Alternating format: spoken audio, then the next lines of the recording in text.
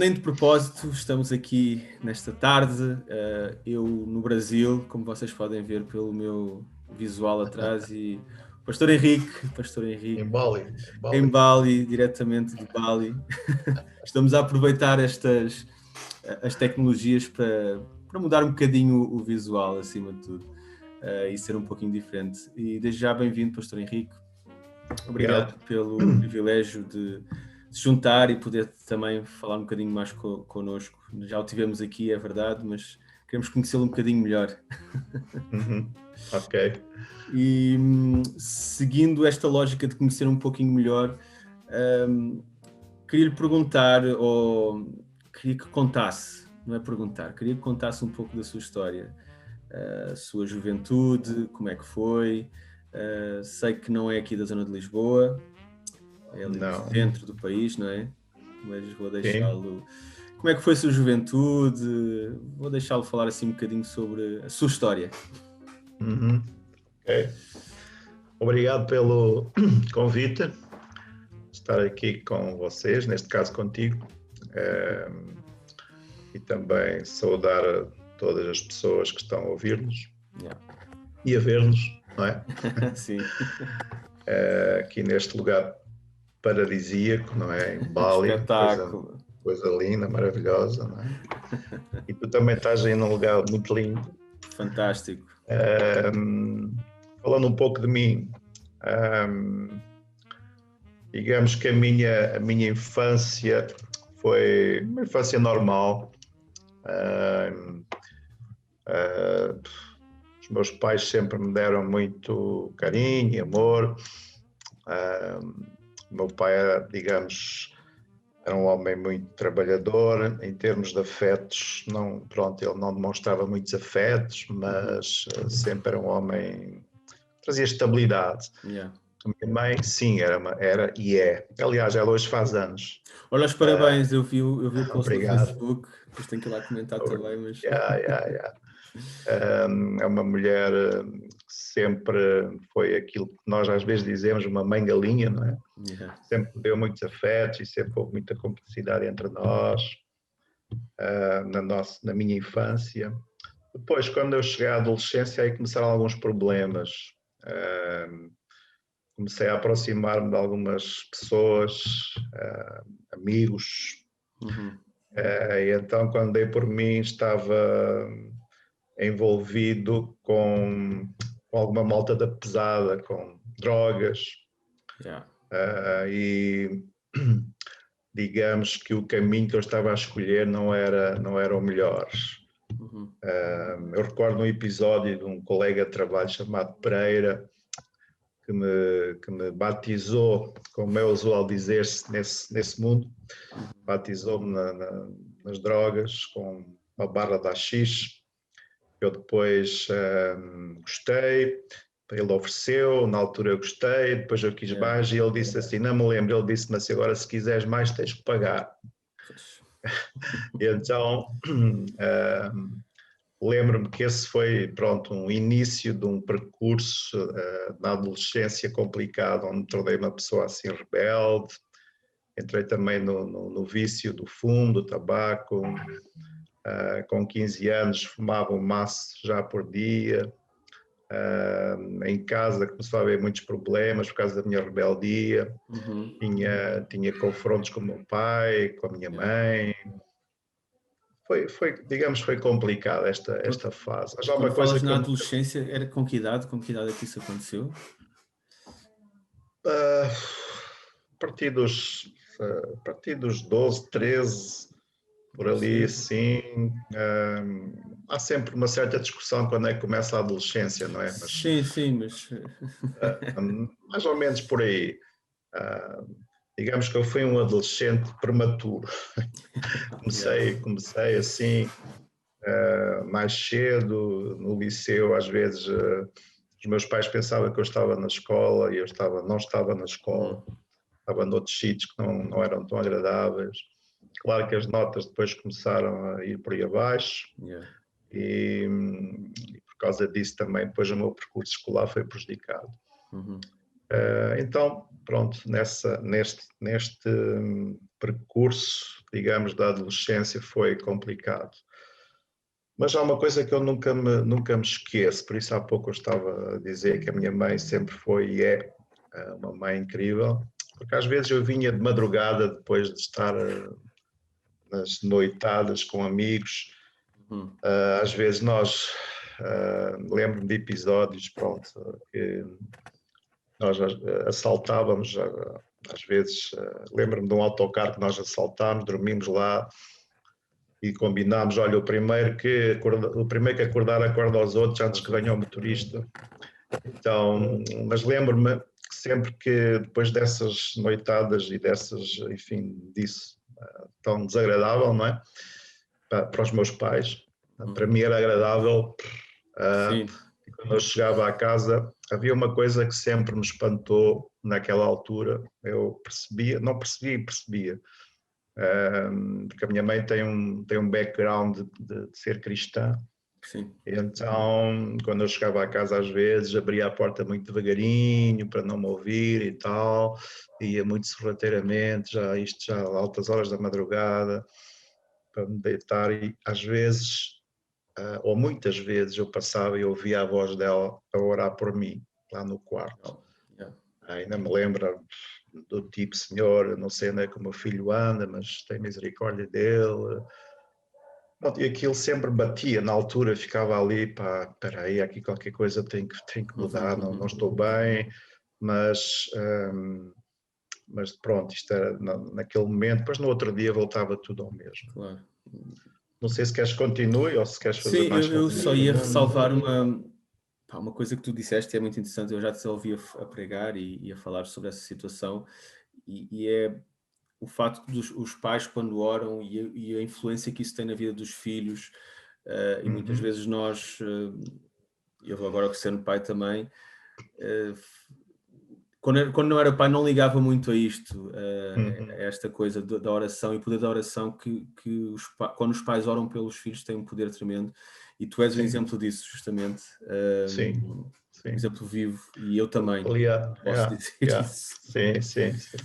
Aliás, hoje eu já disse, a minha mãe faz anos hoje, dia 1 de março, e ao escrever no meu Facebook uma, digamos, dedicatória para ela, eu escrevi que ela é a minha mãe 2 vezes, biológica e espiritual, porque foi ela não desistiu de mim, digamos, ela não desistiu de mim, ela continuou a orar por mim, até que mais tarde, já com os meus 18 anos, eu lembro-me que a minha mãe tinha ido à igreja e depois disse-me, olha, eu estive a falar com o pastor da igreja e eles disseram que vem aí visitar-te. E eu disse, não acredito. Eles não têm tempo para mim. Pá, eu já tinha ido lá à igreja e não tinha tido muita ligação com eles e não acreditava. Mas o facto é que apareceram lá. Apareceu lá o pastor, na altura, e um jovem. A igreja era onde? Em Coimbra. Sim, porque eu faço parte aqui da apresentação, para quem não me conhece tão bem, a minha cidade natal é Coimbra, portanto, e a igreja que eu me estou a referir na altura era a Assembleia de Deus lá de Coimbra, e o pastor na altura, já faleceu, era o pastor Zé Neves, e o jovem que foi com ele, não me esqueça, chamava-se José Coelho. E quando eles chegaram, falaram comigo que Deus me amava e aquela coisa toda, que eu já tinha ouvido muitas vezes e tal, mas que nunca tinha dado assim grande oportunidade a que eu pudesse perceber esse amor. Mas lembro-me, aquela conversa foi impactante, e uma das coisas que aquele jovem disse, que nunca mais me esqueci até hoje, foi: quando Deus começa a trabalhar em nós, a primeira pessoa que sente isso somos nós. E depois os outros que estão ao nosso redor também conseguem perceber alguma coisa, uma mudança. E aquilo ficou-me a fazer comichão cá dentro, não é? Então, quando eles foram embora, eu lembro-me, fui até à janela do meu quarto, já era de noite, e virei-me para o céu, olhei, estava uma noite de luar, estrelado, e disse: olha, Deus, se tu existes, como eles disseram agora, então eu desafio-te a mudares a minha vida. Ousado, E o que é um facto, Júnior, é que alguma coisa aconteceu naquela noite, porque eu lembro-me que, eu já disse há pouco, com 15 anos eu fumava um maço de tabaco e às vezes eu tirava o tabaco e punha lá outras coisas que imaginas o que fosse. Mas o facto é que a partir daquela noite alguma coisa aconteceu, porque eu lembro-me no outro dia eu tentei fumar um cigarro e soube-me mal, soube-me tipo algo amargo, não é? E então eu não insisti, deitei fora e olha, e até hoje, foi até hoje. Portanto, isso foi assim a minha primeira experiência a sério, percebendo que efetivamente Deus é um Deus que opera, que trabalha, que responde aos nossos desafios, não é? E foi então, um desafio ousado, é? Digo-te que... Foi, porque havia muita coisa em mim que precisava de ser transformado, realmente. E pronto, continuando só aqui rapidamente, o nosso tempo está a andar, eu sei, mas a partir daí foi um percurso. Eu fui à igreja, aceitei Jesus na igreja, depois fui batizado também lá em Coimbra, no Rio Mondego, que é uma experiência incrível, espetacular. Pronto, e depois, com poucos meses de cristão, lembro que uma vez um irmão lá da igreja que tinha na altura usava-se, eles tinham escalas de fazer cultos, reuniões, e que convidou-me para ir com ele. Essa pessoa, por acaso, é nosso primo, convidou-me para ir com ele e eu pensei que ia com ele apenas assistir, mas ele, a dada altura, ele disse-me, olha, tu hoje vais dizer qualquer coisa. E eu fiquei ali um bocadinho... Um momento de pânico, não é? O que é que eu vou fazer? Exato, o que é que eu vou dizer? Mas olha, quando abri a minha boca, para surpresa minha, o que saiu fazia sentido. Portanto, eu dei ali um pequeno testemunho. Eu, na altura, portanto, eu também descobri a Bíblia, comecei a ler muito. Então, naquela intervenção, lembrava-me de alguns versículos que eu tinha lido que faziam diferença. E olha, foi assim. Passado pouco tempo também, foi assim. Depois, a partir daí, foi uma coisa assim, incrível, porque Deus começou mesmo, Deus aceitou o desafio que eu lhe fiz, percebes? E Deus começou a dar-me dons e em alguns meses eu estava como responsável da livraria da igreja, depois mais uns meses a seguir já estava envolvido nos jovens, depois passado mais um tempo eu já era o líder dos jovens em Coimbra. Foi assim uma coisa... Pronto, e depois passado mais um tempo, a minha conversão foi em 1983, lá na igreja, e eu fui depois para o Instituto Bíblico em 1986. Eu ia fazer justamente essa pergunta, o interregno entre a conversão e depois o aperceber-se que tu tinhas um ministério pastoral, algo que era mais do que só foi muito interessante, porque eu lembro-me um dia, eu estava a fazer a barba. Às vezes, Deus fala muitas vezes quando eu estou a fazer a barba, não sei porquê, quando eu estou a sós com Ele. Eu vou-te dizer, olha, tenho uma teoria que eu já partilhei com algumas pessoas, que Deus fala-nos mais na casa de banho, quando estamos a tomar banho, a fazer a barba. Há sempre ali uma revelação. Estou a brincar, como é lógico. Estava ali na boa a fazer a barba e de repente, e pronto, nós sabemos quando é Deus, não é? E na altura já tinha alguma maturidade e senti Deus falar-me, olha, tu vais servir-me. Prepara-te porque tu vais servir-me e vais servir-me a tempo inteiro e tal. Na altura não contei a ninguém, ficou comigo, apenas orei. E passado uns meses o pastor da igreja veio ter comigo e disse, olha, Deus falou comigo para tu ires para o Instituto, preparaste para servir a Deus. E eu fiquei ali, Deus, pô, realmente. Eu disse, olha, você não sabia porque eu nunca lhe tinha dito nada, portanto eu disse isto ao pastor, mas o que você está a dizer só confirma. E então, pronto, preparei a minha vida e fui para o Instituto durante 3 anos. Que idade é que tinhas nessa altura? Sim, na altura eu tinha 22 anos. Estava a pensar nisso hoje. Tinha 22 anos. Espetáculo. Tinha 22 anos, exato. Então, 1983. Ok, foste para o Instituto, entretanto, não é? E tiveste lá 3 Sim. anos? Sim, ali em Fanhões, na altura.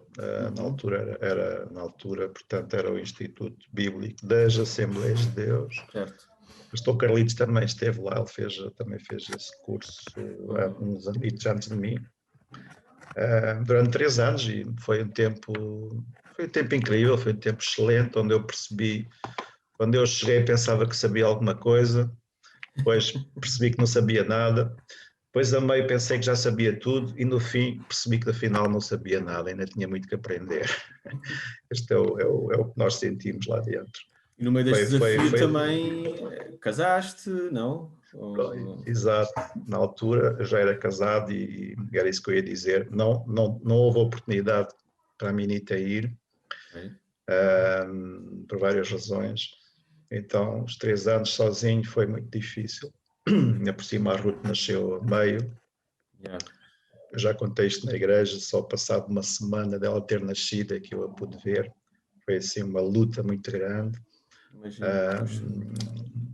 E também as finanças não eram muitas, eu vi vários milagres de Deus a suprir as necessidades ali durante aqueles 3 anos. Queres falar um bocadinho destas dificuldades entre o aceitar, ok, eu tenho um ministério, eu tenho que ir estudar, eu tenho que me preparar para ele, mas não tenho as condições, não é o momento ideal, casei, sou pai, as condições financeiras. Falar um bocadinho sobre estas dificuldades que acho que é importante. Sim, aqui eu tenho que exaltar a Minita. Pronto, quem a conhece de perto sabe que ela é uma mulher fantástica. E ela, na altura, nós conversámos, percebemos que não tínhamos condições os dois de ir, e ela apoiou-me incondicionalmente. Portanto, ela ficou para trás e apoiou-me o que ela podia com o seu salário baixo na altura. Ela trabalhava numa lavandaria e apoiou-me o melhor que ela podia. Mas, obviamente, que Deus tinha que completar o resto, não é? Mas eu acreditei, se Deus estava a chamar, Deus ia suprir. E foi um facto. Portanto, eu trabalhei no Instituto Bíblico para ajudar a pagar em parte. Portanto, estudávamos de manhã e à tarde eu trabalhava. Durante o período da tarde, não havia aulas, eu trabalhava. Mas não chegava, não é? Se Deus não tivesse intervido, como Ele interviu, o que eu quero dizer com isto é que às vezes eu chegava à minha caixa do correio para ver se tinha correspondência e tinha lá às vezes dinheiro. Ainda hoje eu não sei de onde é que esse dinheiro apareceu. O facto é que algumas dessas ofertas, como sempre, chegaram na hora certa e supriram completamente todas as minhas necessidades financeiras durante aqueles 3 anos. Foi incrível, foi fantástico. Mas é importante aqui, quando nós temos a certeza que é Deus, nós também ficamos com a certeza que Deus vai suprir. Que Deus vai fazer com que aquilo que Ele prometeu se cumpra, não é? Quando Deus está no negócio, não falha. Eu vi isso acontecer várias vezes lá. Top. Grande testemunho, pá. É um espetáculo. Eu ia colocar uma pergunta que não tem muito a ver, mas pronto. Surgiu-me agora. Entretanto, achas que esse espírito de sacrifício ainda está presente nos dias de hoje? A tua opinião pessoal, neste caso. Assim, eu acho que esse espírito de sacrifício tem que estar presente. Não deve estar presente, tem que estar presente. Não é? Eu sei que hoje são, pronto, eu não posso comparar aquele tempo com o tempo de hoje, são tempos diferentes, são épocas diferentes, são dias diferentes, mas há uma coisa que eu sei, é que a paixão alimenta o sacrifício, se eu posso dizer isto. Ou seja, se eu estiver... Há um ditado que diz que quem corre por gosto não cansa, não é? E transportando isto para o lado espiritual, se eu estou apaixonado pelas coisas de Deus, aquilo que me parece ser um sacrifício não é sacrifício, é prazer. Então aquilo torna-se algo que eu faço com prazer, com gosto, com espontaneidade, com paixão, não é? Então é por isso que não tem que existir na nossa vida, se nós queremos ver algo acontecer, e acredito honestamente, e sabemos isso, Deus está a fazer grandes coisas hoje, Deus está a fazer coisas fantásticas hoje, e eu acredito e vou continuar a acreditar que Deus ainda tem coisas incríveis para fazer connosco. Também acredito nisso e concordo, disseste a palavra-chave, a questão do sacrifício. Só contar ali a parte final do Instituto. Era isso que... Isso tem a ver com como é que eu vim parar aqui, não é? Porque nos meus últimos 6 meses comecei a orar a Deus para que Deus cumprisse o processo, não é? Se Deus me chamou, se Deus supriu, então Deus ia abrir um lugar para mim. E na altura recebi 3 convites, um exatamente da igreja lá de Coimbra, para uma igreja pequena que havia lá, que era em Pombal. Recebi um outro convite para trabalhar com a igreja do Porto e recebi um convite para vir para Cascais, mas esse convite foi engraçado porque o pastor Joaquim Leitão, que era na altura o pastor da igreja onde nós estamos atualmente, isto em 1986, disseram que havia um jovem lá no instituto, talvez fosse bom para Cascais e tal. Então ele foi lá, mas ninguém me avisou. Então eu não pus o meu fato bonito, nem a gravata, nem nada, não é? Então, quando ele apareceu lá no instituto, disseram que o Henrique estava no café a ver um jogo do Benfica. E ainda por cima eu estava lá sempre, não é? Naquele tempo, né? E então eu estava lá todo com a minha roupa de trabalho, todo sujo, todo, enfim. Então de repente aparece ali o pastor Leitão, eu fiquei assim admirado, o que é que se passa aqui? E ele disse, olha, eu vinha convidá-lo para você vir ali a Cascais pregar, para nós o conhecermos e tal.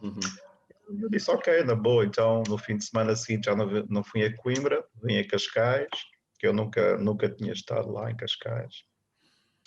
Nunca tinha estado aqui em Cascais, para dizer. E fui lá à igreja e preguei, continuei lá a ir mais algumas vezes, até que depois me disseram que os irmãos tinham gostado e tal. E depois aí sim recebi um convite formal para vir trabalhar com a igreja, especificamente na chamada na altura Congregação de Oeiras. E aí começa outro capítulo, é verdade.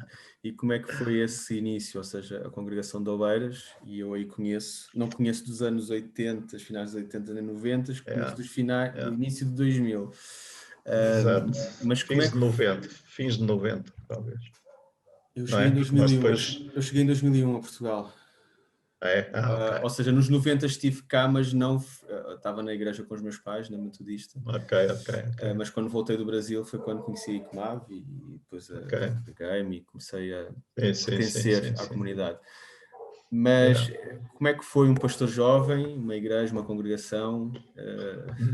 Disseste tudo agora pela expressão. Não, foi um desafio muito grande. Imagino. A minha entrada em Oeiras, digamos que teve alguns episódios que aconteceram, que confirmaram efetivamente que aquele era o lugar certo. Eu tinha estado, portanto, na primeira vez que o pastor Leitão me levou a Oeiras para pregar, para conhecer, antes ainda do tal convite formal, tinha estado a orar em casa dele, Senhor, se é este lugar onde me queres, então tu possas confirmar isso de algum modo, pronto. Então no outro dia eu estava lá em Oeiras e não conhecia ninguém, não conhecia ninguém, lembro-me, estava com os olhos fechados a orar, e há um irmão, que agora não interessa o nome, mas há um irmão que deu uma palavra de conhecimento, olhando para os dons espirituais, e veio pela igreja fora e apontou para mim, e eu naquela altura senti que alguém estava ali perto, e abri os olhos e ele estava ali à minha frente. Ele diz: olha, tu que estiveste a orar ontem assim, assim, assim, assim, assim, e descreveu a minha oração à frente de toda a gente. Então, olha, quero dizer-te que este é o lugar para ti, pronto, etc. E eu olhei para aquilo e disse: bom, eu vou aceitar isto como sendo de Deus, porque é algo que vem confirmar alguma coisa que eu estava a orar, que eu estava a pedir a Deus, não é? Porque se aquilo me tivesse sido dito sem eu ter orado antes, talvez aquilo me tivesse soado estranho, e eu achasse que aquilo se calhar não tinha muito a ver, não é? Mas o facto é que, pronto, aquilo confirmou, e a partir daquele momento, apesar do grande desafio, eu vi realmente Deus abençoar. Eu fui trabalhar numa igreja que estava com muitos problemas, uma igreja que estava com problemas de casamentos que estavam à beira de serem destruídos, pessoas que estavam zangadas, havia muitos problemas, pronto.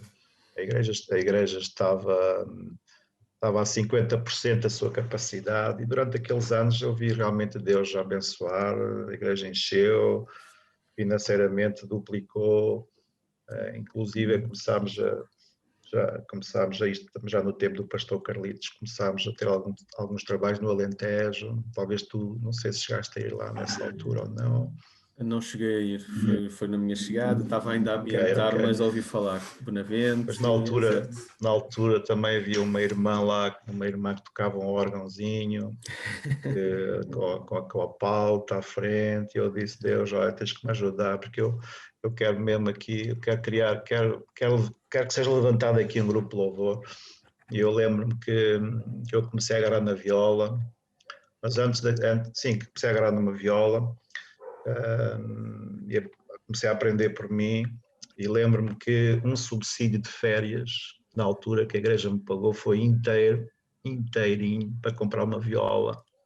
Na altura, uma Ovation, que ainda tenho aqui na sala, uma Ovation, e foi investir, lá está a tal paixão com o sacrifício, não é?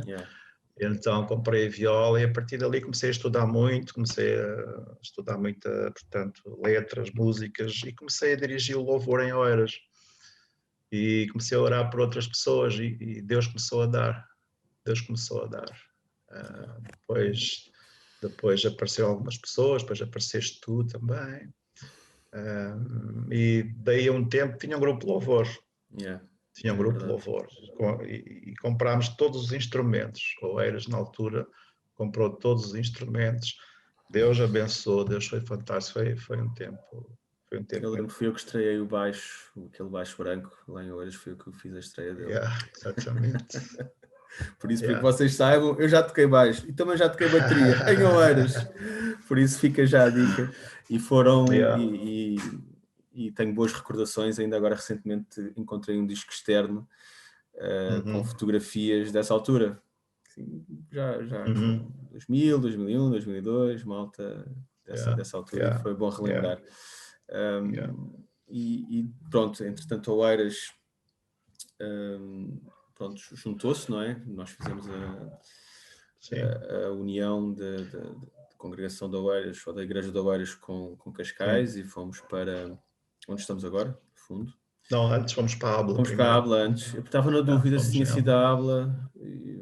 Fiquei com a ideia que tínhamos a Abla e a Oeiras ao mesmo tempo.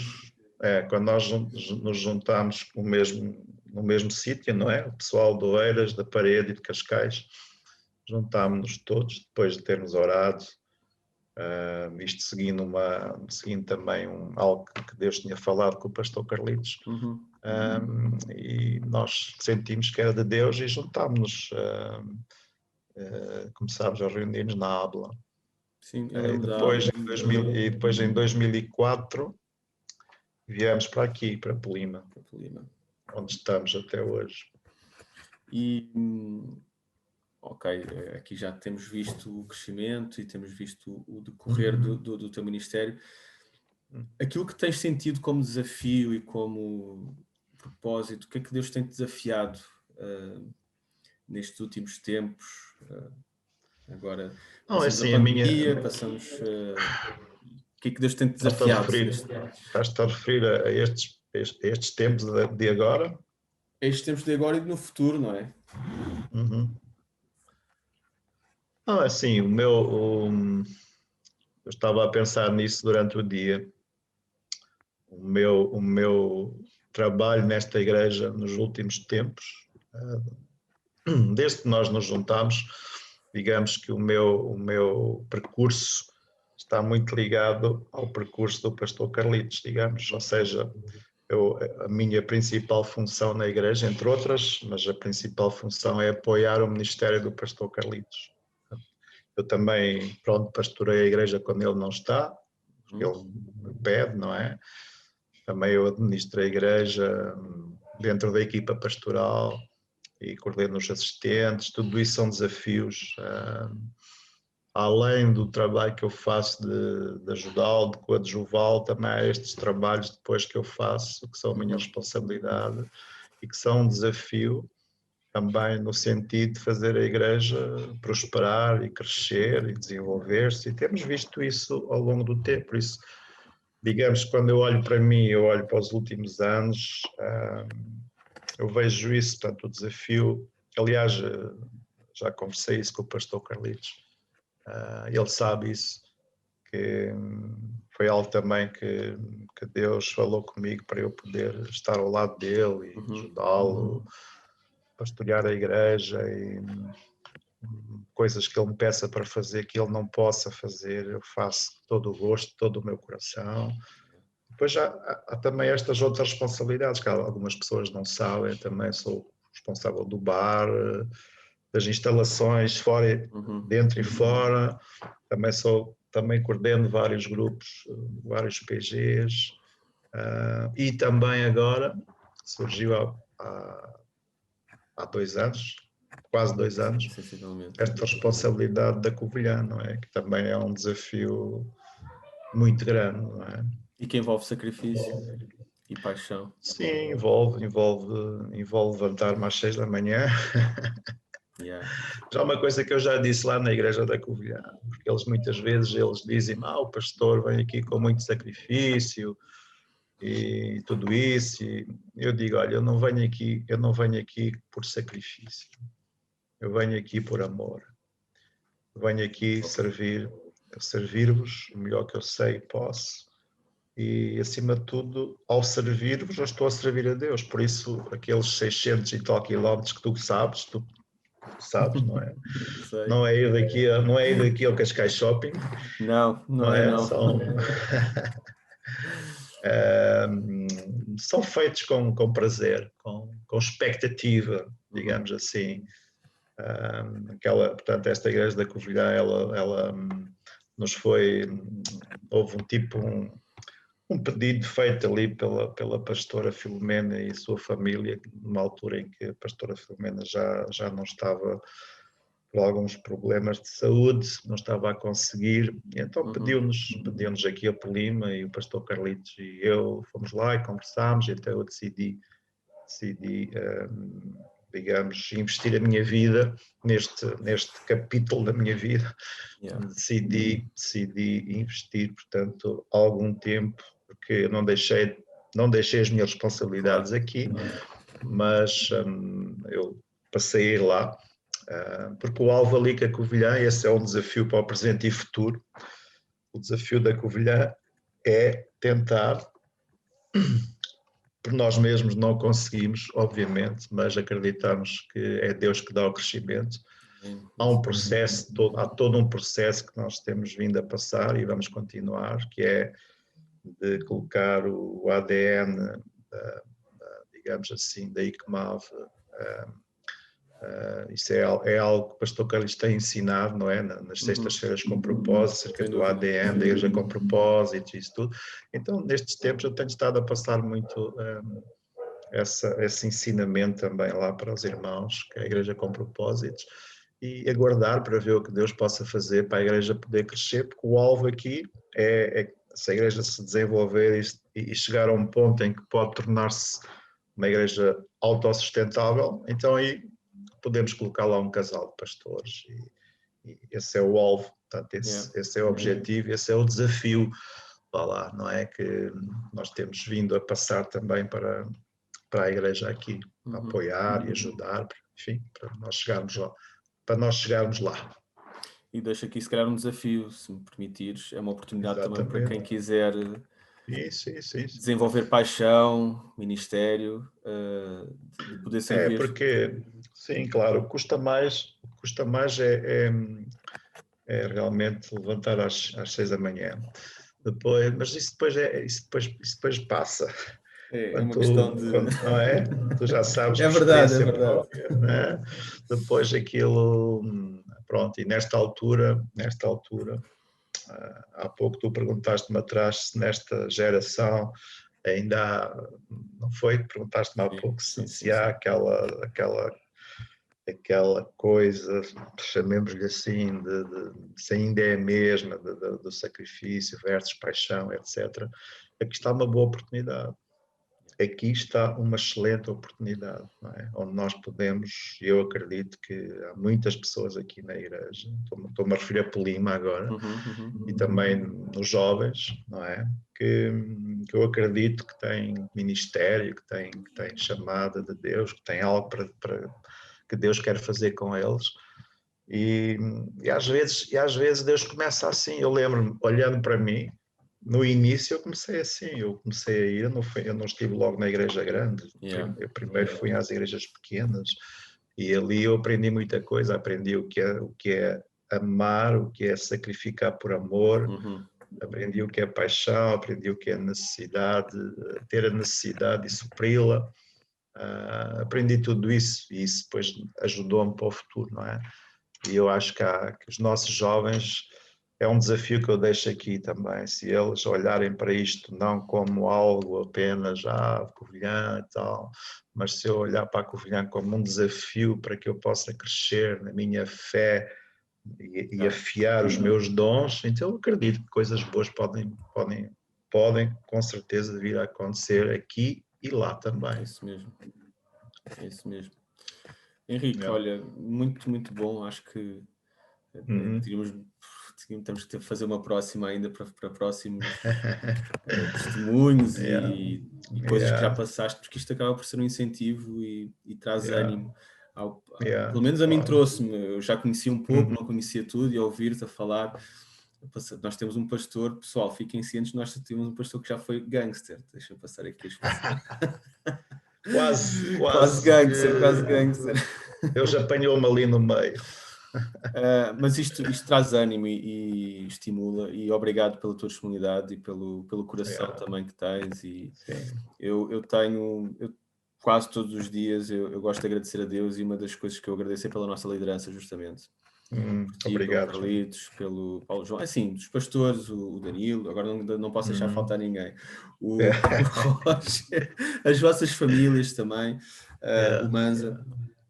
Porque sem dúvida, conhecendo, e cada vez que vamos estando mais próximos, é mesmo bom saber a forma como Deus faz e como Deus tem-nos capacitado e trazido a visão também. Por isso, olha, mais uma vez obrigado pela tua disponibilidade. Nada, é um prazer muito grande. Ok. Prazer estar contigo, e um abraço a todos aqueles que nos estão a ouvir e a ver.